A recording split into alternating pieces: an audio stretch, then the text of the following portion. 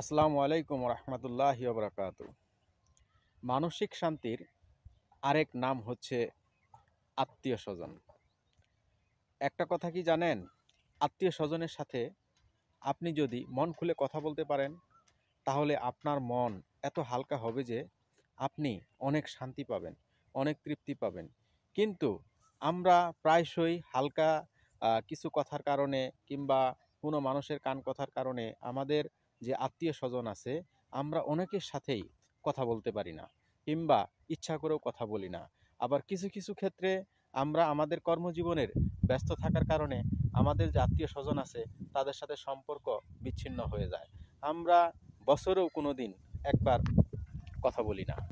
শুধু এই না, কখনো কথা বলার চেষ্টাও করি না। অপর প্রান্তে যে আমাদের আত্মীয় স্বজনগুলা যারা আছে তারা আমাদেরকে বলে যে আমরা বড় হয়ে গেছি, আমরা বড় লোক হয়ে গেছি, আমরা কথা বলি না। যাই হোক, নানান ধরনের কথা কিন্তু আমাদের কানে আসতে থাকে। তবে একটা কথা কি জানেন, আপনি যদি তাদের সাথে মন খুলে কথা বলেন যে অনেক অনেক মানসিক শান্তি আপনি পাবেন।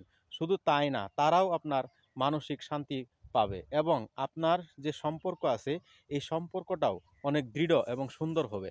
একটা কথা কি জানেন, আপনার কথায় মানুষের মন জয় করা যায়, কিন্তু টাকা পয়সা অর্থ সম্পদ দিয়া কখনো আপনি মানুষের মন ওইভাবে জয় করতে পারবেন না। সেই জন্য আমি বলতেছি যে আপনারা কখনো আত্মীয় স্বজনের সাথে সম্পর্ক বিচ্ছিন্ন করবেন না। তাদের সাথে সুন্দরভাবে আপনি কথা বলবেন। আপনি প্রায় প্রায় তাদের সাথে মানে ফোনে কথা বলার চেষ্টা করবেন। প্রয়োজনে আত্মীয় স্বজনে বাড়ি যাওয়ার চেষ্টা করবেন। মোট কথা, তাদের সাথে যোগাযোগ খুব ভালোভাবে রাখবেন।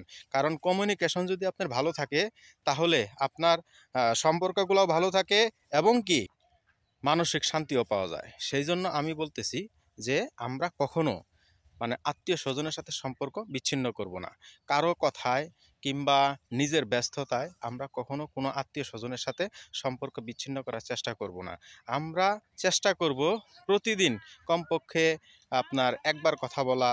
প্রতিদিন না পারি 2 দিনে একবার কথা বলি, 2 দিনে একবার না পারি 3 দিনে কথা বলি, 3 দিনে না পারি সপ্তাহে কথা বলি, যদি সপ্তাহেও না পারি মাসে কথা বলি, যদি মাসেও না পারি 2 মাসে কথা বলি। বাট আমার কথা হচ্ছে আমাদের কথা বলতে হবে। আমরা কথা কখনো গ্যাপ দিব না। যদি আপনি 1 বছর পর পর কথা বলেন তাহলে আসলে যে সম্পর্ক যে জিনিসটা আছে সেই জিনিসটার মিষ্টতা আসলে থাকে না। হ্যাঁ, সেই ক্ষেত্রে নানান ধরনের কথা শুনতে হয়। ওই যে একটু আগে বললাম যে আপনি বড়লোক হয়ে গেছেন, আপনি মানে অনেক বড় হয়ে গেছেন, এই ধরনের কথা শুনতে হয়। সেই জন্য তিক্ততা আসলে বেড়ে যায়। আর আমরা কখনো কারো কথায় মানে আমাদের আত্মীয় স্বজনের সাথে সম্পর্ক বিচ্ছিন্ন করব না। সেই জন্য আমি বলতেছি যে যেভাবেই হোক আমরা আমাদের আত্মীয় স্বজনের সাথে সম্পর্ক ঠিক রাখবো। আর এটা আমাদের প্রত্যেকটা মানুষেরই উচিত বলে আমি মনে করি। ধন্যবাদ সকলকে।